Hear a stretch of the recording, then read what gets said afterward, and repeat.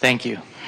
Took me right to the place where I can ask my question for We know for we're showing off clarity. again. I know. So my question is about that alignment, and I know I can manifest, but many times, well, I have been to a lot of other seminars and a lot of things that say that 90% of what you're doing is subconscious or unconscious. So again, I feel like I know what I want, but let us put this in a different context, because we've been hearing people talking about this subconscious mind, and we think it's time to finally explain that in a way that at least acknowledges the laws of the universe in the midst of the conversation. So what we just said to all of you, and you got it, we felt you get it, is that you can stand in your place of living something unwanted and affirm until the cows come home, which is going to be a long time for most of you.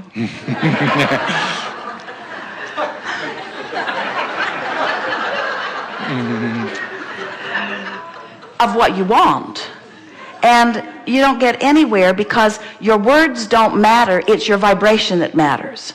So whoever originally started talking about the subconscious mind may have been tapping into is that it's the vibration that is at the basis of your attraction, not your words. And that's what they're calling the subconscious.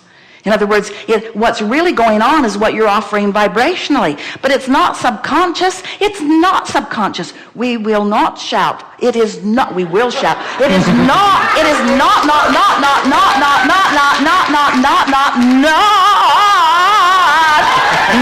subconscious.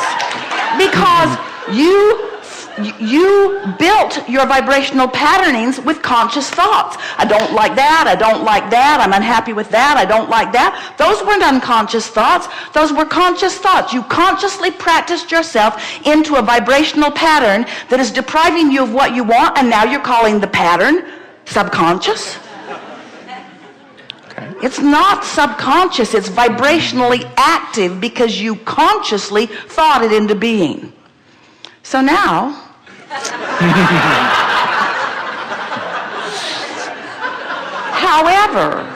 however, when we ask you to generally tune before you fine tune, and we ask you to feel for an emotion, that's conscious too, isn't it? In other words, can you unconsciously feel for an emotion?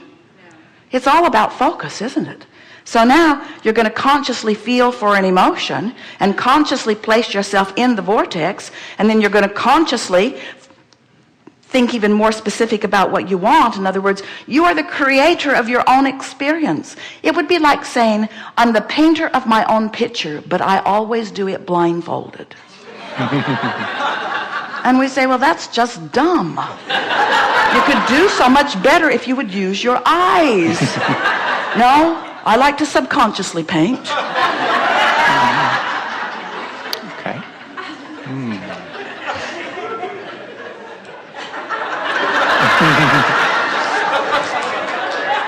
Well, we appreciate very much you repeating to us the idiotic basis that so many people are operating from. And we get why they think that. Right. And we understand how if somebody who knows nothing about the laws of the universe and who knows nothing about vibration, who's only doing what almost everybody is doing, which is looking at the results of what they're getting, and so they've got all these results that they don't want, we understand why they would say, well, I must be creating those from my unconscious mind, because I sure wouldn't do it from my conscious mind, because it sure isn't what I want. But we say, that leads you nowhere. That leads you nowhere. You've got to be able to make some correlation between where you are and where you want to be. You have to find something that guides you, you see. And the peanut gallery is not the answer. Yes, it's coming forth from within you. Really good. Best ever. Okay. So I have lots of rockets of desire, and they're going in a lot of different directions. And then I have a trained or a... They are about many different subjects, all going in the same direction of your vortex. Okay. say that one more time, please? Well, you said I have many many different desires and rockets that are going in lots of different directions. Yeah. And what you meant was they're on lots of different subjects, but they are all going in the same direction, which is of your expansion, of your vortex. They're all going to where your inner being is and stands and bees. In other words, all your rockets of desire, because you're about to tell us that you feel scattered and all of that. And we want to...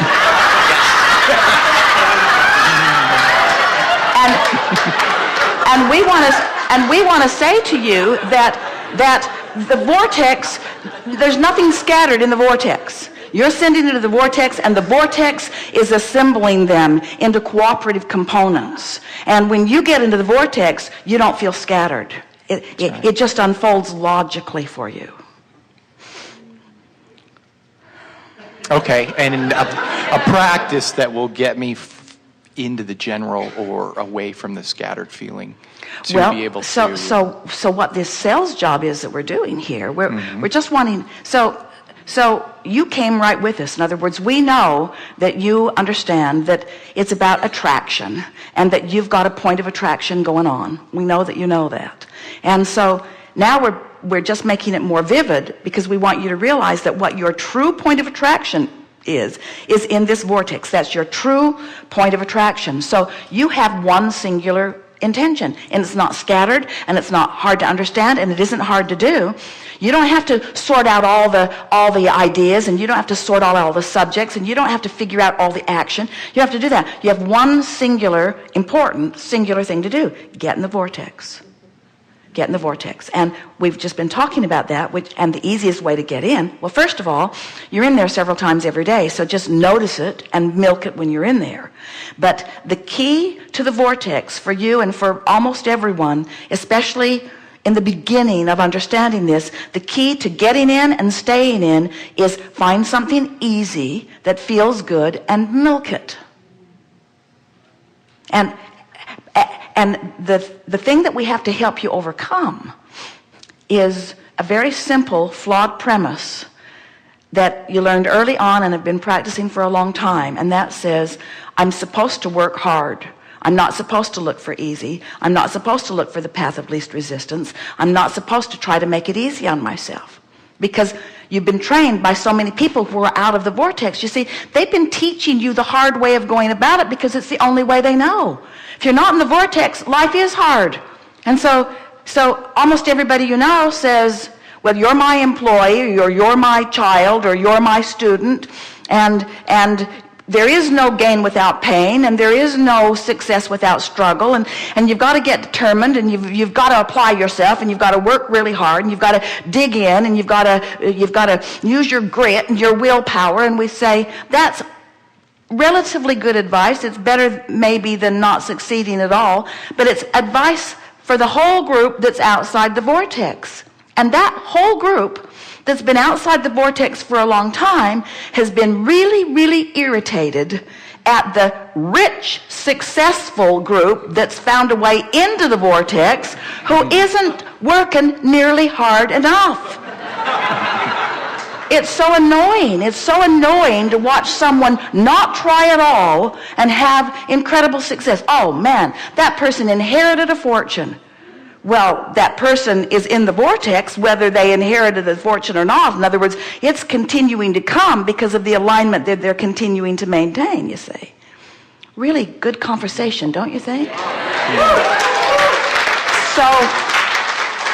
So the challenge that you have in you and almost everyone else is we have to convince you that it's all right for you to take the easy way.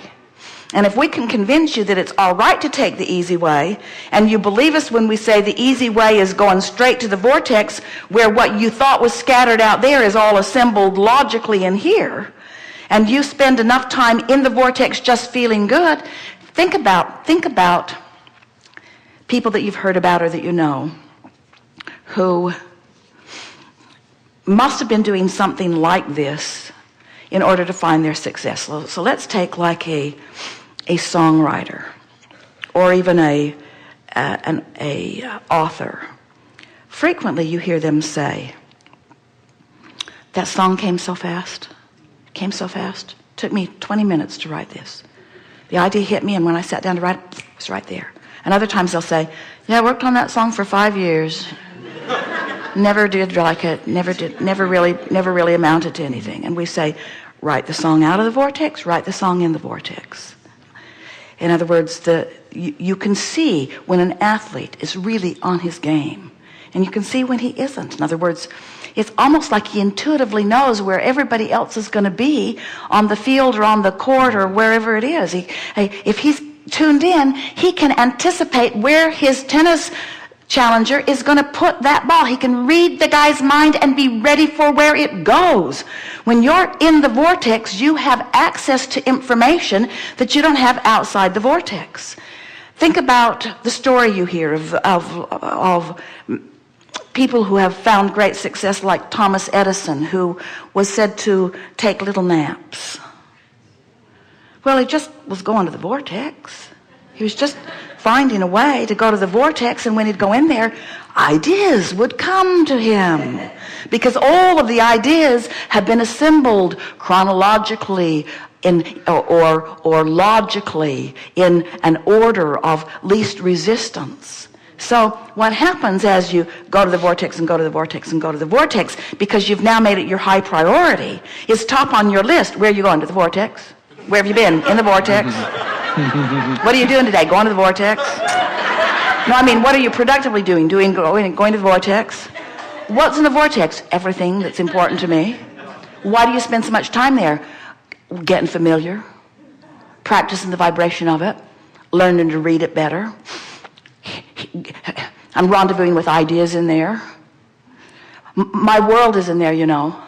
My world is in there. The world that I've put there even before my birth, and piece by piece ever since, is in there. I'm going there because that's who I am. That's where I belong. That's where everything I want is, and that's where the fun of life is for me. That's why I'm going there. That's why I'm going there. That's why I'm staying there. That's why I've made it my top priority. Well, shouldn't you be doing something more important? There isn't anything more important.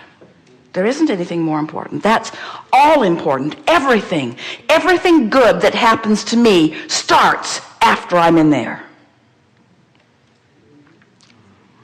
Wonderful.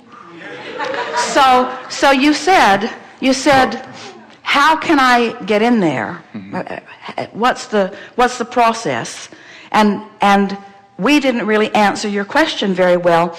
We just did everything that we could do to make the vortex appealing to you. In other words, we're just doing the sales job to make you want to. We're just in there. We're in there where you want to be, crowing about how good it is, you see. Just living how good it is, summoning you in. You have to be really resistant not to come. In other words, you wanted to come. You want to be in there. We've convinced you of the validity of the vortex. Not one of you doubt. Well, there's one. Not one. Hardly any of you doubt.